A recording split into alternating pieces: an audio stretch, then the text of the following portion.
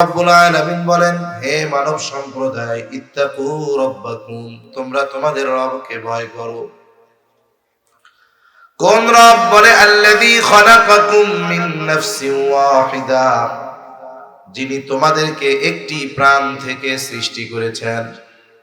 তার মানে যিনি আমাদের রূহ একটি প্রাণ থেকে বের করেছেন। কারণ হাদিসের মধ্যে এসেছে, নবীজি সাল্লাল্লাহু আলাইহি ওয়াসাল্লাম বলেন, আল্লাহ তাআলা আদম আলাইহিস সালামকে সৃষ্টি করেছেন মাটি থেকে, আর আমাদেরকে সৃষ্টি করেছেন আদম আলাইহিস সালাম থেকে।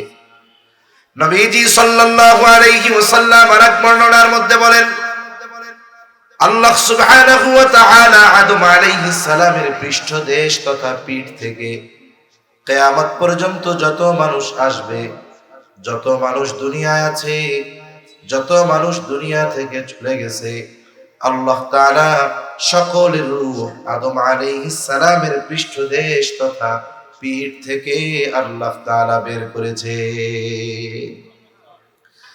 তাহলে নারী হোক আর পুরুষ হোক, আস্তিক হোক আর নাস্তিক হোক, বলেন তো সকলের মৌলিক জিনিস রূহ আল্লাহ কয়জন থেকে বের করেছেন? জোরে বলেন। আল্লাহ তাআলা এরপরে বলেন, যার থেকে আমাদের রূহ আল্লাহ বের করেছেন, তার থেকেই তিনি তার জোড়াকে সৃষ্টি করেছেন। আল্লাহ তাআলা বলেন, ওয়া খালাকা মিনহা যাওজাহা ওয়া বাসসা মিনহুমা রিজালান কাসীরান ওয়া নিসা। আল্লাহ রাব্বুল আলামিন বলেন, তিনি তার থেকে তার জোড়া সৃষ্টি করেছেন। এই পৃথিবীতে আল্লাহ সুবহানাহু ওয়া তাআলা সমস্ত কিছু জোড়ায় জোড়ায় সৃষ্টি করেছেন। এইবার আদম আলাইহিস সালাম থেকে আল্লাহ তাআলা বের করলেন তার সহধর্মিণী, তার স্ত্রী হাওয়া আলাইহিস সালামকে। এই দুইজনের মাধ্যমে কি হলো? আল্লাহ তাআলা বলেন, ওয়া বাসসা মিনহুমা রিজালান কাসীরান ওয়া নিসা। এই দুইজনের মাধ্যমে আল্লাহ তাআলা এই পৃথিবীতে নারী এবং পুরুষের বিস্তার ঘটিয়েছেন। তাহলে আমাদের এই অবয়ব আকৃতি, এটা আল্লাহ তাআলা একটা সিস্টেম করেছেন, দুইজনের মধ্য থেকে বের করছেন, দুইজনের মাধ্যমে। আর আমাদের রূহ আল্লাহ একজন থেকে সৃষ্টি করেছেন। এর দ্বারা আবার এটা বলার সুযোগ নাই, তাহলে মনে হয় আল্লাহ তাআলা নারী পুরুষ বা স্বামী স্ত্রী বিহীন গঠন দিতে পারেন না। এ কথা বলার সুযোগ আছে? কেন নাই? কারণ আল্লাহ তাআলা আদম আলাইহিস সালামকে সৃষ্টি করার হাজার হাজার বছর পর মারিয়াম আলাইহিস সালামের গর্ভে পিতা বিহীন আল্লাহ তাআলা হযরত ঈসা আলাইহিস সালামকে সৃষ্টি করেছেন। তার মানে আল্লাহ তাআলা যদি চাইতেন, এই স্বামী স্ত্রী বিহীন আল্লাহ তাআলা মানুষ সৃষ্টি করতে পারতেন। কিন্তু আল্লাহ তাআলা প্রত্যেকটা কিছু একটা রুলস, একটা নিয়ম, একটা নিজামের মধ্যে আল্লাহ তাআলা পরিচালিত করেন। তাহলে নারী এবং পুরুষের মধ্যে গঠনগত কিছু পার্থক্য আছে, তারতম্য রয়েছে। বলে শারীরিক কি পরিবর্তন অথবা কি পার্থক্য, এটা কম বেশি আমাদের সবার জানা। বলে একজন নারী সন্তান ধারণে সক্ষম, সন্তানকে দুধ পান করাতে সক্ষম।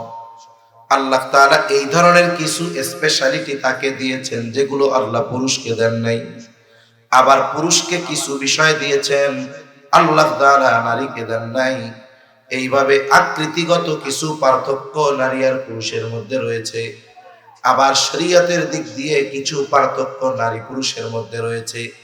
যেমন একটা মেয়ে যখন প্রাপ্তবয়স্কা হয়, বালেগা হয়, বলে ওই প্রাপ্তবয়স্কা হওয়ার পর থেকে নিয়ে 50-55 বছর পর্যন্ত সে যদি সুস্থ থাকে, আর যদি বিবাহের পরে গর্ভবতী না হয়, বলে এই কিছু সময়কাল ছাড়া সে যদি সুস্থ থাকে, তাহলে প্রতি মাসে 3 থেকে 10 দিন তার কিছু শারীরিক অসুস্থতা থাকে। বলে ওই সময়গুলোতে আল্লাহ রব্বুল আলামিন তার জন্য নামাজ মাফ করে দিয়েছে। কিন্তু পুরুষের জন্য এই সুযোগ নাই। আবার দেখুন, নারীর জন্য আল্লাহ তাআলা পর্দার বিধানকে ফরজ করেছেন। যদিও নারী পুরুষ উভয়ের জন্য আল্লাহ তাআলা পর্দা ফরজ করেছেন, নারীরও যেমন চোখের হেফাজত করতে হবে, পুরুষেরও তেমন চোখের হেফাজত করতে হবে। আল্লাহ তাআলা কোরআনুল কারীমের মধ্যে বলেন, কুল্লিল মুমিনিনা ইয়াগুদ্দু মিন আবসারিহিম ওয়া ইয়াহফাযু ফুরুজাহুম যালিকা আযকা লাহুম। অনুরূপভাবে নারীর ব্যাপারেও আল্লাহ তাআলার নির্দেশ, ওয়া কুল্লিল মুমিনাতি ইয়াগুদ্দুনা মিন আবসারিহিম। এই যে নজর হেফাজত করা, এটা যেমন পুরুষের জন্য নির্দেশ, বলে নারীর জন্য নির্দেশ। তবে চেহারা আবৃত করা, ঢেকে রাখা, এটা পুরুষের জন্য আদেশ নাই, তবে নারীর জন্য তার চেহারা ঢেকে রাখতে হবে। নারীর কণ্ঠটাও সতর্ক, বলে নারীর কণ্ঠটাও কিন্তু পর্দার অন্তর্ভুক্ত। শুধু তাই না, নারীরা যে জোরে পা ফেলে চলে, এটাও ইসলাম মানা করে দিয়েছে। কেন মানা করছে? দেখুন, নারীরা অনেক সময় পায়ের মধ্যে অলংকার পরে, নুপুর পরে, আবার যখন জোরে জোরে হাঁটবে, তার হাঁটার আওয়াজে মানুষ তার দিকে আকর্ষিত হবে। কেন নারীদের কথা এটাও সতর বা পর্দার অন্তর্ভুক্ত? বলে পৃথিবীর বহু ঘটনা আছে, শুধুমাত্র কণ্ঠ শুনে লাখো যুবক দেওয়ানা হয়ে গেছে। যেই চেহারা দেখছে চিন্তা করে কণ্ঠ কি আর চেহারা কি, আছে না নাই? বলে আছে। এজন্য নারীর কণ্ঠটাও পর্দার অন্তর্ভুক্ত। শুধু তাই না, রাসূল আকরাম সাল্লাল্লাহু আলাইহি ওয়াসাল্লাম নারীদের ব্যাপারে কিছু স্পেশাল খবর দিয়েছে। আসলে আমি একটা বিষয় নিয়ে বলবো, এরপরেও নারীদের ব্যাপারেও কিছু স্পেশাল সুখবর দেওয়া দরকার। কারণ সামনে অডিয়েন্স যারা থাকে, শ্রোতা যারা থাকে, স্বাভাবিকভাবে আলোচনা তাদেরকে কেন্দ্র করেই বেশি হয়।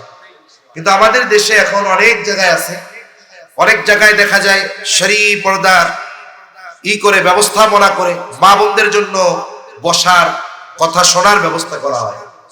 আবার অনেক জায়গায় দেখেন প্রজেক্টরের মাধ্যমে দেখানোর ব্যবস্থাও করা হয়। এটা ঠিক নয়। প্রজেক্টর দ্বারা বক্তার চেহারা দেখিয়ে দেখিয়ে নারীদের সামনে বড় স্ক্রিন দিয়ে দেখানো, এটা শরীয়ত সম্মত নয়।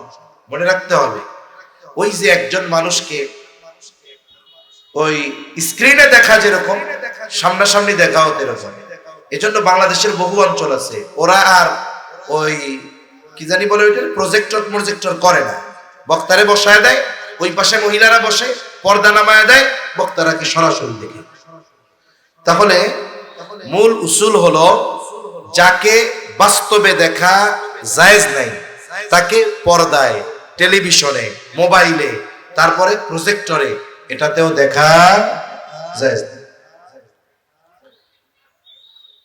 কোন কথা বলতেছিলাম? বলেন নারীদের জন্য আল্লাহ সুবহানাহু ওয়া তাআলা স্পেশাল কিছু বিধান দিয়েছেন। পর্দা, তাদের কণ্ঠ পর্দা। কেন? বলে তারা যদি রসালো ভাষায়, মিষ্টি ভাষায় পরপুরুষের সাথে কথা বলে, এটা পরপুরুষ যাদের হৃদয়ের মধ্যে রোগ আছে, এটা তাদের অন্তরের মধ্যে প্রভাব বিস্তার করতে পারে। এজন্য রাসূলুল্লাহ সাল্লাল্লাহু আলাইহি ওয়াসাল্লামের সহধর্মিনীদেরকে আল্লাহ সুবহানাহু ওয়া তাআলা স্ট্রেট ফরওয়ার্ড কথা বলার জন্য আদেশ দিয়েছেন। আল্লাহ তাআলা কোরআনুল কারীমের মধ্যে জানায় দিয়েছেন, ইয়া নিসাআন নাবিয়্যি লাস্তুন্না কাআহাদিম মিনান নিসা ইন ইত্তাকাইতুন্না ফালা তাখদা'না বিল কওল ফায়াতমা'আল্লাযী ফী কলবিহি মারাদুন ওয়া কুলনা কওলাম মা'রুফা। সেই সোনালী যুগের মানুষ যারা, ওই সময় তো পাপের কাজ করা কঠিন ছিল। ওই সময় আমার আপনার নবীজির সহধর্মিনীদেরকে আল্লাহ তাআলা নির্দেশ দিয়েছেন, কারোর সাথে যদি কথা বলার প্রয়োজন হয়, ওয়া কুলনা কওলাম মা'রুফা, সোজা সাপটা কথা বলবা, কোনো বেকাতেড়া কথা বলা যাবে না। মূলত যদিও রাসূল সাল্লাল্লাহু আলাইহি ওয়াসাল্লামের সহধর্মিনীদেরকে উদ্দেশ্য করে বলা হয়েছে, কিন্তু বাস্তবতা হলো কিয়ামত পর্যন্ত যত নারী আসবে, সব নারীদের প্রতি আল্লাহ তাআলার এই নির্দেশনা। যেখানে রাসূলুল্লাহ সাল্লাল্লাহু আলাইহি ওয়াসাল্লামের সহধর্মিনীদেরকে এই বিষয় বলা হয়েছে এরকম, তাহলে সাধারণ মুসলিম নারী যারা, তাদের ব্যাপারে বিষয়টা কত গুরুত্বপূর্ণ এটা বোঝার দরকার। এজন্য অনেক সময় পরপুরুষের সাথে কথা বলার ক্ষেত্রে অনেক মা বোন খুব সাজিয়ে গুছিয়ে রসাত্মক ভাবে কথা বলে, কিন্তু নিজের আত্মীয় স্বজন নিজের স্বামীর সাথে একেবারে গ্রেনেড ছুটতেছে জানি মুখ দিয়ে, এরকম মনে হয়। এ ধরনের আচরণ করা যাবে না। বরং আপনি আপনার ভাষার মাধুর্যতা, সৌন্দর্যতা এটা আপনার স্বামীর সামনে সর্বোচ্চ প্রয়োগের চেষ্টা করবেন, ঠিক কিনা বলেন? এটাই দরকার। আমি যখন ছোট, অনেক বড় না, একবার আমি শেখুল হাদিস আল্লামা আজিজুল হক রহমাতুল্লাহি আলাইহির বড় মেয়ে, ওনার বাসায় গেছি, যে কোনো এক কারণে আমারে পাঠাইছে একজন। আমি বাসায় গিয়ে দরজা টোকা যাচ্ছি। আমি তো বয়স তখন 13-14 বছর হইতে পারে এরকম, বা একটু বেশি হবে এরকম। তা আমি গেছি, অত তো বুঝ নাই তখন। ভেতর থেকে একজন মহিলা বলতেছে, আমি সালাম দিছি, কোনো জবাব টবাব নেই। বলে কে? তাই আমি বলতেছি আমি অমক, আমাকে অমক পাঠিয়েছে। তা খালাম্মা আছে? তাহলে বাসায় নাই। তা এই কথা বলার পরে আর কোনো কিছু জিজ্ঞাসা করার ইচ্ছাই আমার হয়নি। আমি তাড়াতাড়ি বাঁচছি। কেন? এর অনুধাবন বাস্তবিক ভাবে আমার পরবর্তীতে হলো। ওই সময় তো আমি আরো খারাপ লাগছে যে এক বাসায় গেছি, আমার বাসায় কেউ আসলে জিজ্ঞাসা করি কেমন আছেন, কমপক্ষে না থাকলেও বসতে দেই, একটু চা খাইতে দেই। তখন আমি চিন্তা করলাম, এরা তো শেখুল হাদিসের আত্মীয় স্বজন, তাদের আওলাদ, এরা বুঝে যে পুরুষ মানুষ যত ভালো হোক না কেন তার অন্তরের মধ্যে কি আছে এটা কেউ জানে না। এজন্য দেখুন, আমি আর তারে কিছু জিজ্ঞাসা করার জন্য ইচ্ছুক হই নাই। হয়তো যদি এমন হতো, ওইখানে যদি এমন কোন ব্যক্তি হতো আর ভেতর থেকে ওই নারী কণ্ঠের আওয়াজটা মোলায়েম নরম ভাষায় আসতো, তাহলে এই কথাকে দীর্ঘায়িত করার প্রচেষ্টা হয়তো বাইরে থেকে পুরুষ করবেন। এজন্য নারীদের প্রতি কথা বলার নির্দেশনা পরপুরুষের সাথে এইরকম, যেন একটা কথা বলার পরে পরেরটার জিজ্ঞাসা করতে তার ইচ্ছা না হয়। আর যদি এমনটা হয় তাহলে কি হবে? পরবর্তীতে মোবাইলে হলেও দেখবেন রং নাম্বারে খালি মিস কল দিয়ে বুঝাইছে। এজন্য নারীদের কণ্ঠ এটাও হাজার পুরুষের জন্য পাপের কারণ হয়ে যেতে পারে। নারীরা চলাচল করবে, বলে তাদের চলাচল এমন ভাবে হবে যেন আওয়াজ না হয়। এখন তো আমাদের দেশের এমন অবস্থা, গোটা পৃথিবীতে এরকম। এক সময় তো নুপুর দিয়ে, পায়ে নুপুর দিত, চলতো, আওয়াজ হতো। বলে এখন নুপুর লাগে না, হাই হিল শক্ত স্যান্ডেল গুলা দিয়া রাস্তায় যখন হাঁটে তখন বোঝা যায় একজন নারী যাচ্ছে। আপনি আপনার জন্য বাজার থেকে সফট স্যান্ডেল কিনেন, নরম স্যান্ডেল কিনেন, কিন্তু আপনার বোন, আপনার মা, আপনার মেয়ের জন্য কেন আপনি শক্ত স্যান্ডেল কিনেন? সোল্ড শক্ত, হাঁটলে খটখট খটখট করে আওয়াজ হয়। এজন্য তারা পথ চলবে, এতেও যেন কোনো আওয়াজ না হয়। পা ফেলানোটাও তাদেরকে সতর্কতার সাথে ফেলানোর দরকার। কেন? বলে যদি এভাবে সে চলে, পর্দা মেনটেন করে চলে, পরপুরুষ থেকে নিজের চেহারাকে ঢেকে চলে, তাহলে কি হবে? বলে তার জন্য জান্নাতে যাওয়া সহজ হয়ে যাবে। সুবহানাল্লাহ বলেন। আমাদের দেশে কত মানুষ অনেক সময় ফতোয়া দেওয়ার ক্ষেত্রে, মাসালা বলার ক্ষেত্রে যারা বিজ্ঞ মুফতি, তাদের বিষয়টাকে ফলো করতে হয়। আমরা সস্ত জনপ্রিয়তার জন্য মানুষের চাহিদা মোতাবেক অনেক আলেম ফতোয়া দিয়ে দেয়। এতে ক্ষতি কি হয়? বলে একজন জনপ্রিয় ব্যক্তি যাকে দেশের মানুষ বা সারা পৃথিবীর মানুষ যাকে দেখে, ফলো করে, ওনার ছোটখাটো একটা ভুলের কারণে সমাজে অনেক বিশৃঙ্খলা সৃষ্টি হয়ে যেতে পারে। যেমন একজন ফতোয়া দিল, কি কথার কথা জিজ্ঞাসা করছে নারীর জন্য চেহারা ঢেকে রাখা কি আবশ্যক কিনা, চেহারা কি সতরের অন্তর্ভুক্ত কিনা, পর্দার অন্তর্ভুক্ত কিনা। উনি কি বললেন? উনি বললেন কথার কথা যে না, চেহারা খোলা রাখলে কোনো সমস্যা নেই। কিন্তু বাস্তবতা কি? একটা মেয়ের পরিপূর্ণ সৌন্দর্য এটা তার চেহারার দ্বারাই ফুটে ওঠে, ঠিক কিনা বলেন? এজন্য যখন যেখানে ফিতনার আশঙ্কা, ওই এলাকার অবস্থা বুঝে ফতোয়া দিতে হয়, মাসালা বলতে হয়। অথচ কোরআনুল কারীমের তাফসীরের মাধ্যমে, আয়াতের মাধ্যমে যেটা বোঝা যায় যে রাসূল আকরাম সাল্লাল্লাহু আলাইহি ওয়াসাল্লাম কোরআনুল কারীমে আল্লাহ রাব্বুল আলামিন নারীদের চেহারা ঢেকে চলতে বলেছেন। আমাদের দেশে যেই ধরনের বোরকা পরা হয়, যেভাবে পরার পরে চোখ খোলা থাকে, ওই ধরনের প্রথমে তার হিজাব করা থাকবে, এর উপরে বড় এক কাপড় তারা ফেলে দিতেন চাদরের মতো, এটা একেবারে চেহারা টেহারা সব ঢেকে থাকতো, চোখ পর্যন্ত দেখা যাইতো না। অথচ এখন যদি চেহারা ঢাকার কথা বলা হয়, অনেকে ফতোয়া দিয়ে বলবে যে অমুক হুজুর বলছে চেহারা খোলা রাখা জায়েজ, ওর চাইতে বেশি ভালো জানেন। এর দ্বারা কি হলো? এর দ্বারা কি হলো? বলে একজন মহিলা জায়েজ মনে করে মুখ খুলে রাস্তায় চলাচল শুরু করলো, হাজারো ফিতনা, হাজারো গুনাহ, হাজারো পাপ তার দ্বারা হতে শুরু করলো। আল্লাহ বুঝবার তৌফিক দান করেন। রাসূলুল্লাহ সাল্লাল্লাহু আলাইহি ওয়াসাল্লাম নারীদের ব্যাপারে বলেন ফ্যাসিলিটি কি? রাসূল সাল্লাল্লাহু আলাইহি ওয়াসাল্লাম বলেন ইদা সাল্লাতিল মারআতু খামসাহা ওয়া সামাত শাহরাহা ওয়া হাসসানাত ফারজাহা ওয়া আতাআত বা'লাহা দাখালাত মিন আইয়ি আবওয়াবিল জান্নাতি শাআত। নবীজি সাল্লাল্লাহু আলাইহি ওয়াসাল্লাম বলেন ইমানদার যেই নারী যথা সময়ে 5 ওয়াক্ত নামাজ পড়বে, রমজানের রোজা যথাযথভাবে রাখবে, নিজের সতীত্বের হেফাজত করবে পর্দা মেনে চলার মাধ্যমে এবং স্বামীর আনুগত্য করবে, নবীজি সাল্লাল্লাহু আলাইহি ওয়াসাল্লাম বলেন ওই নারী জান্নাতের যেই দরজা দিয়ে খুশি সেই দরজা দিয়ে জান্নাতে প্রবেশ করবে।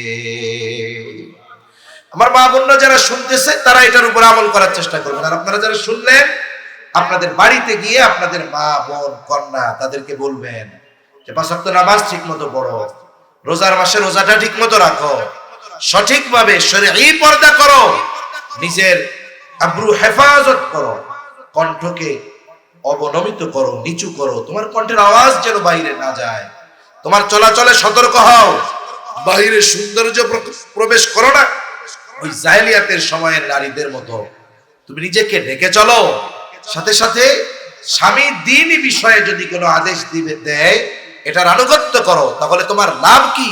তুমি তো অনেক নফল ইবাদত করতে পারতেছো না, কারণ সন্তান লালন পালন করতে হয়, স্বামীর জন্য রান্না করতে হয়, স্বামীর মা বাবার জন্য রান্না করতে হয়, স্বামীর আত্মীয় স্বজন আসলে তাদের জন্য রান্না বাড়া করতে হয়, কাপড় চোপড় ধুইতে হয়।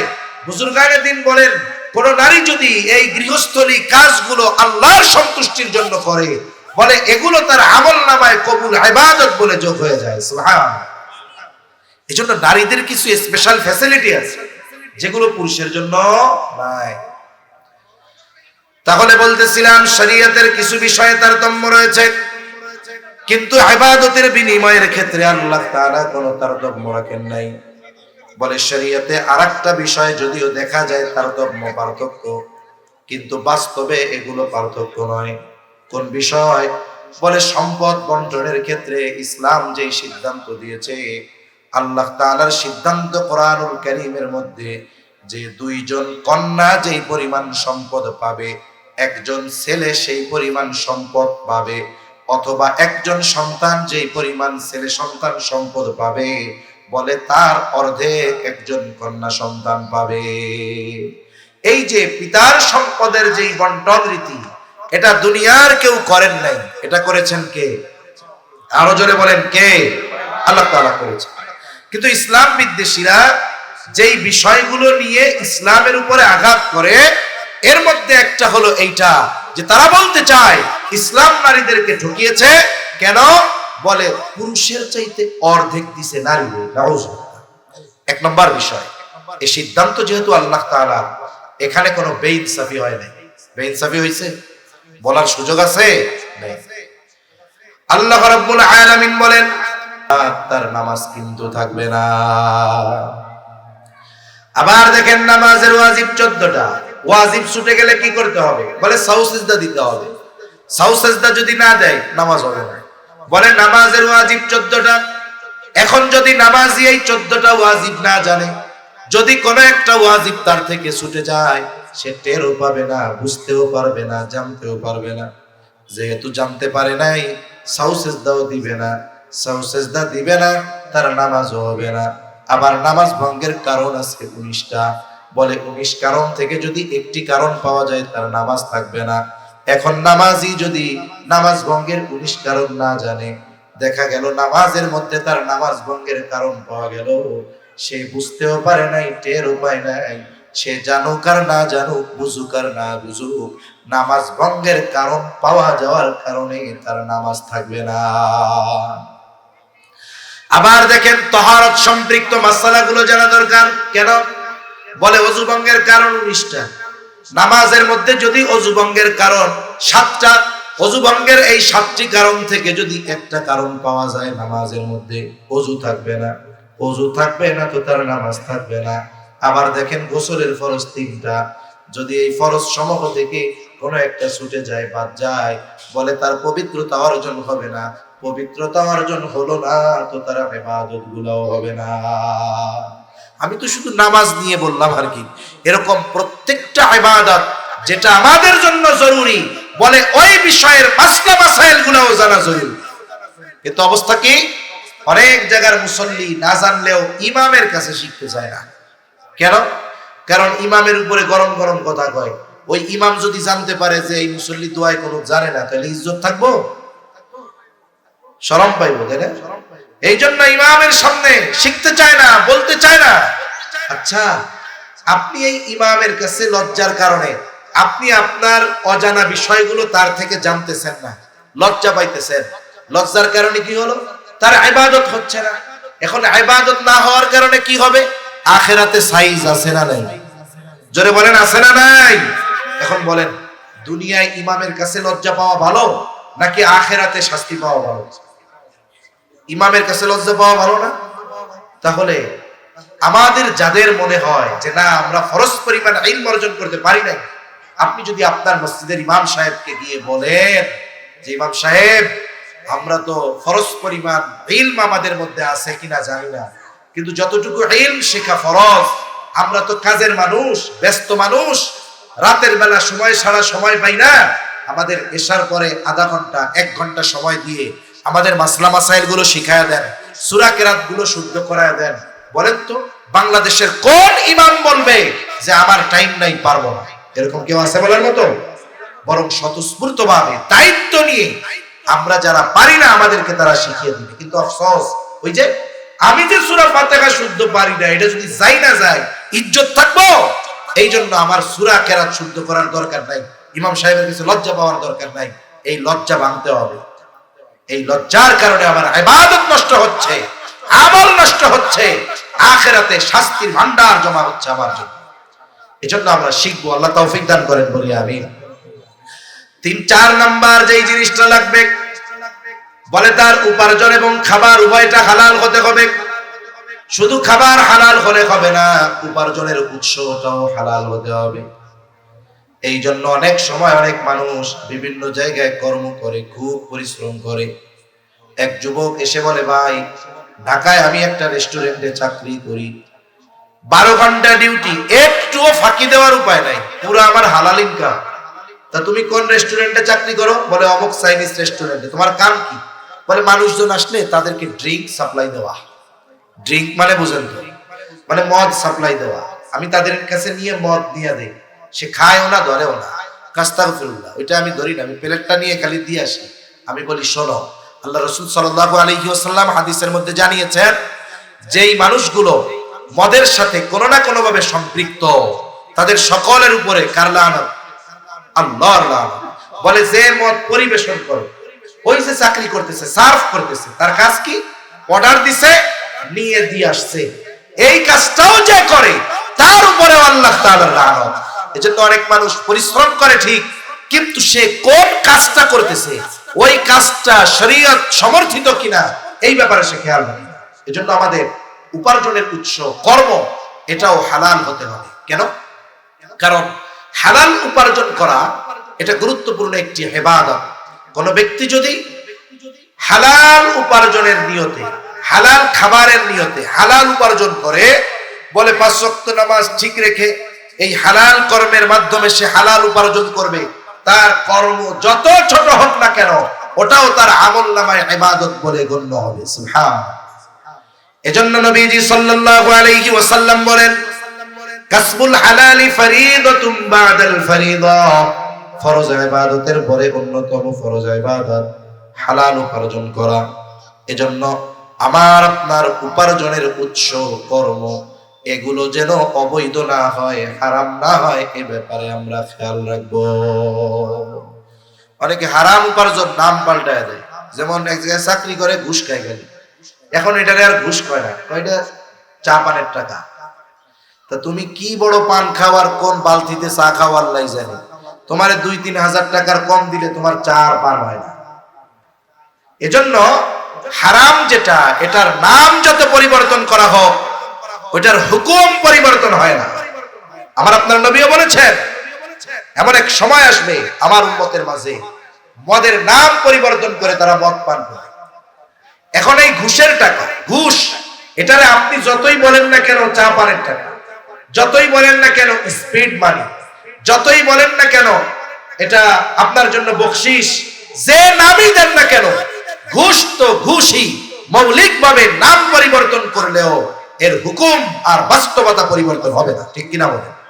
আমাদের এলাকায় কিছু লোক আছে দেখতে একেবারে কালো, মানে একেবারে কালো, কিন্তু তার নাম হলো দলা মিয়া। দলা চিনেন নাকি? দলা মানে কি? এখন বলেন তোর নাম যত দলা মিয়া হোক না কেন, কিন্তু ওর চেহারা কি এই জন্য দলা হয়ে যাবে?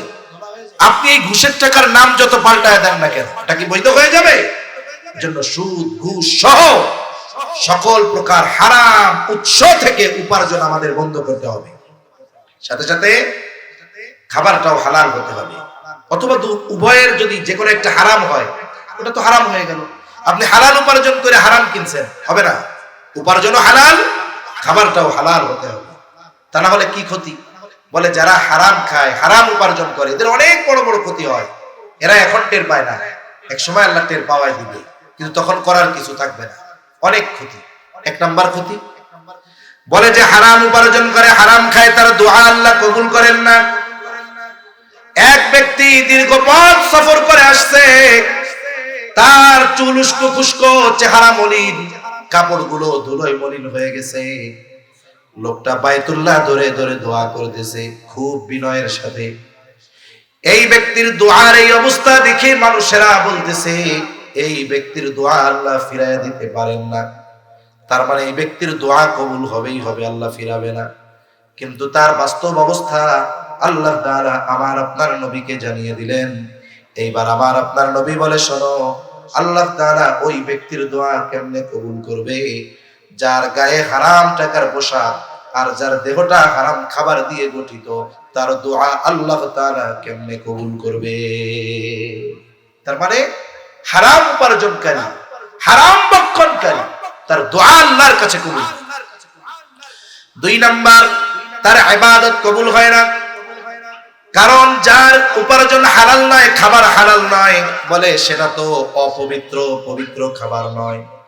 আর আল্লাহ তাআলা বলেন, ইয়া আইয়ুহার রাসূলু কুলু মিনাত তাইয়্যিবাতি ওয়া'মালু সলিহা। আল্লাহ তাআলা সব রাসূলগণকে একই নির্দেশ দিয়েছেন, হে রাসূলগণ, কুলু মিনাত তাইয়্যিবাত, আপনারা পবিত্র খান, ওয়া'মালু সলিহা, আর আমলে সলিহ করেন। বুজুর্গানে দিন বলেন, এর দ্বারা এটাই বোঝা যায় যার খাবার পবিত্র নয়, তার আমল আল্লাহ তাআলার কাছে কবুল হয় না। 3 নাম্বার বড় ক্ষতি, নবীজি বলেন, লা ইয়াদখুলুল জান্নাতা জাসাদুন গুদিয়া বিল হারাম। নবী আমার বলেন, হারাম ভক্ষণকারীর শরীর জান্নাতে প্রবেশ করবে না। তাহলে দুনিয়ার একটু সামান্য সময়ের মজা নেওয়ার জন্য, একটু ভালো খাওয়ার জন্য, ভালো পড়ার জন্য যেই মানুষগুলো হারাম উপার্জনের পথ বেছে নিয়েছে, হারাম খাবার বেছে নিয়েছে, বলে এই মানুষগুলার মতো কপাল পোড়া আর কেউ নাই। সেজন্য আমরা হারাম থেকে বাঁচবো তো ইনশাআল্লাহ। তাহলে এই শর্তগুলো ঠিক রেখে যদি আমল অল্প করি, কবুল করবেন কে? এখন এই নারী পুরুষ যদি এইগুলা ঠিক রেখে আমল করে, কয় ধরনের পুরস্কার যেন বলছিলাম? 2 ধরনের। কয় ধরনের? 2 ধরনের। প্রথম ধরনের পুরস্কার আল্লাহ দিবেন দুনিয়ায়। কারণ আমি শুরুতেই বলেছি, ইমানদার নারী পুরুষ যখন আমলে সালেহ করে, বলে তার এই ভালো কাজের প্রতিদান আল্লাহ কিছু দুনিয়ায় দেন। দুনিয়ায় কি দিবেন? আল্লাহ তাআলা বলেন, ফালানুহিয়ান্নাহু হায়াতান তাইয়্যিবা। এই ইমানদার নারী পুরুষকে আল্লাহ তাআলা হায়াতে তাইয়্যিবা দান করবে। হায়াতে তাইয়্যিবার লম্বা আলোচনা সংক্ষিপ্তভাবে বলি। আল্লাহ তাআলা তাকে সুখময়, পবিত্র, সুখময় এক জীবন দিবে, শান্তিময় জীবন দিবে, স্বল্পে তুষ্টতা দিবে, আল্লাহ তাআলা তার ইবাদতের মধ্যে মজা দান করবে, সাথে সাথে আল্লাহ তাআলা তাকে সম্মানজনক রিজিক দিবে। এটা দিবে দুনিয়ায়। বলেন তো, দুনিয়ায় কেউ যদি স্বল্পে তুষ্টতা অর্জন করতে পারে, ইবাদতের ক্ষেত্রে মজা অর্জন করতে পারে, প্রয়োজনীয় সম্মানজনক রিজিকের ব্যবস্থা যদি তার হয়ে যায়, এই দুনিয়ায় প্রকৃত পক্ষে একটা মানুষের জন্য আর কিছু দরকার আছে নাকি? আল্লাহ বলেন দিয়া দিব। আখেরাতে কি দিবে? বলে আমরা যে আমল করি, মনে করেন একজন 100 বছর হায়াত পেয়েছে, এই 100 বছরে একটাও গুনাহ করে নাই। কথার কথা, 100 বছরে এক মুহূর্ত সে ঘুমায় নাই, 100 বছরে এক মুহূর্ত জরুরত ছাড়া তার কোন সময় জিকির ছাড়া যায় নাই, ইবাদত ছাড়া যায় নাই। এইরকম যদি কোন ব্যক্তি 100 বছর ইবাদত করে, বলে আল্লাহ তাআলা এর বিপরীতে 100 বছর তাকে যে নিয়ামত দিয়েছেন, বলে ওই 100 বছরের ওই রকম ইবাদত দিয়ে 100 বছরের নিয়ামত না, 1 বছরের নিয়ামতের প্রতিদান মূল্য ওই 100 বছরের ইবাদত দ্বারা করা সম্ভব নয়। তার মানে আমরা যে ইবাদত করি ওটা দিয়ে জান্নাত পাওয়া সম্ভব। কিন্তু আল্লাহ বলেন, বান্দা আমার খাজানায় তো অভাব নাই, এখন তুমি যদি এই শর্তগুলো ঠিক রেখে করো তাহলে কি হবে? ওয়ালা নাজজিয়ান্নাহুম আজরাহুম বিআহসানি মা কানু ইয়ামালুন। মূল কথা হইল, আমরা যে আমল করি আল্লাহ তাআলা এই আমলের বিপরীতে অতি উত্তম প্রতিদান আল্লাহ তাআলা আমাদের দান করবে। তার মানে আখিরাতে অনন্তকালের অফুরন্ত নিয়ামতে ভরপুর জান্নাতের মালিক হওয়া যাবে। এজন্য আমরা আমাদের ঈমানকে পরিশুদ্ধ করে, পুরুষ হোক আর নারী হোক, আল্লাহ তাআলার হুকুম আহকাম গুলো মেনে চলবো তো ইনশাআল্লাহ। আর বিশেষ করে আমাদের মা বোন যারা আছে, আপনারা শুধু যদি মনে করেন নামাজ রোজা করছেন, তাসবিহ তাহলিল পড়ছেন, এতেই শেষ, না না, অবশ্যই আপনাকে শরীয়তের স্পেসিফিক কিছু নির্দেশনা যেগুলো আপনাদের জন্য রয়েছে, বিশেষ করে পর্দার বিধান, স্বামীর আনুগত্যের বিধান, এই বিষয়গুলোর ব্যাপারে যত্নশীল হতে হবে। তাহলে আশা করা যায় আমরা দুনিয়ায়ও কামিয়াব, আখিরাতেও কামিয়াব। আল্লাহ সুবহানাহু ওয়া তাআলা আমাদের সকলকে কথাগুলো বুঝবার তৌফিক দান করেন। সকলে বলি আমিন। আরো জোরে বলি আমিন। ওয়া আখিরু দাওয়ানা আলহামদুলিল্লাহি রাব্বিল আলামিন। আসসালামু আলাইকুম ওয়া রাহমাতুল্লাহি ওয়া বারাকাতুহু।